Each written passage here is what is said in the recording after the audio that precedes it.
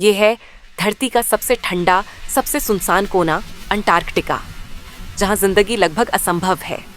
न हरियाली, न गर्माहट, बस बर्फ, बर्फ और बर्फ। लेकिन इसी बर्फ की चादर में एक ऐसा प्राणी जीता है जो न सिर्फ जिंदा रहता है बल्कि जीवन देता है। वो है एम्पेरर पेंगुइन, एक ऐसा पिता जो ठंड की सबसे भीषण मार भी। चलिए इस अद्भुत यात्रा पर चलते हैं, जहां प्यार, त्याग और संघर्ष की सबसे ठंडी बट सबसे सुंदर कहानी आपका इंतजार कर रही है। पेंगुइन की पहचान और बनावट। एम्पेरर पेंगुइन दुनिया का सबसे बड़ा पेंगुइन होता है। उसकी लंबाई लगभग 1.2 मीटर और वजन 40 किलो तक हो सकता है।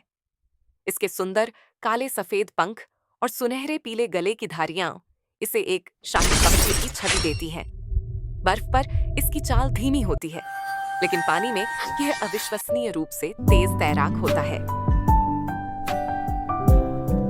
जीवन साथी की खोज। हर साल सर्दियों की शुरुआत में हजारों एम्पेरर पेंगुइन समुद्र छोड़कर अंटार्कटिका के अंदर की ओर 100 किलोमीटर तक पैदल यात्रा करते हैं।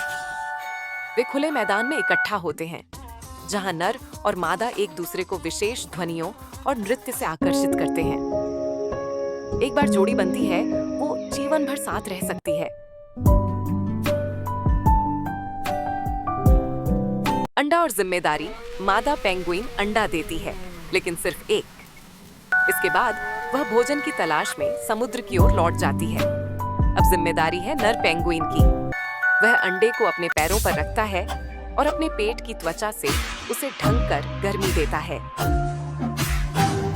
2 महीने की परीक्षा। अब 60 से 65 दिनों तक नर पेंगुइन को न तो भोजन मिलता है न पानी। उसे -60 डिग्री सेल्सियस की ठंड, बर्फीले तूफान और भूख का सामना अकेले करना होता है। वे सभी नर एक झुंड बनाकर एक दूसरे को गर्मी देते हैं ताकि अंडों को बचाया जा सके। ये बलिदान पितृत्व की एक अनोखी मिसाल है। जीवन का चमत्कार। बच्चे का जन्म लगभग 2 महीने बाद अंडा फूटता है और एक नन्हा बच्चा जन्म लेता है।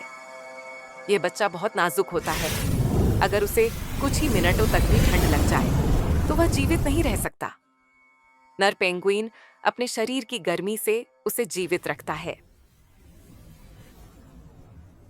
मां की वापसी। इसी समय मादा पेंगुइन समुद्र से लौटती है, अपने गले में भोजन के साथ। वह अपने साथी और बच्चे को आवाज से पहचानती है। वह बच्चे को पहली बार भोजन कराती है। यह दृश्य भावनाओं से भर देने वाला होता है। बारी बारी से पालन पोषण। अब नर भोजन की तलाश में समुद्र की ओर जाता है और मादा बच्चे की देखभाल करती है। बारी बारी से वे एक दूसरे की भूमिका निभाते हैं, जब तक बच्चा बड़ा होकर खुद शिकार करने लायक न हो जाए।